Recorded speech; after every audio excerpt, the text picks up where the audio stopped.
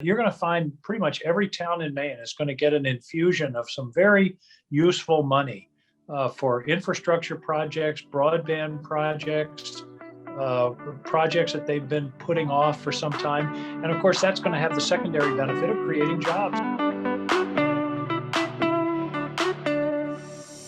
I think Maine is different in that way, in that at the local, regional, state, and federal level, we work together. And we know that by working together, we can make things better for everybody.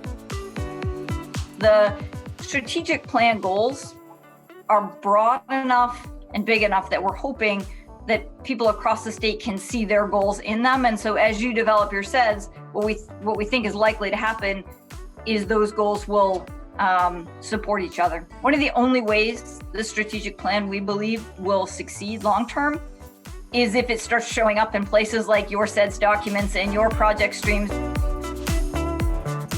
We could see a period of tremendous change, and I think that's a reason to focus on planning, to focus on economic diversification, and really support to make sure that we don't lose whole families and whole towns as some of these transitions occur in the next 10 to 30 years. And we want it to be competitive. We want it to be at reasonable cost, and because it's really the essential tool. It is the infrastructure of the 21st century. I mean, we got to still do roads and bridges and highways and rail, but broadband is Maine's biggest gap right now, and it's my highest priority. For a relatively small urban area like Bangor and a rural area like the region, we really punch above our weight class in many ways, in that we have facilities and organizations like the University of Maine, Husson, the Cross Insurance Center, so on and so on and so on. We're really resource rich.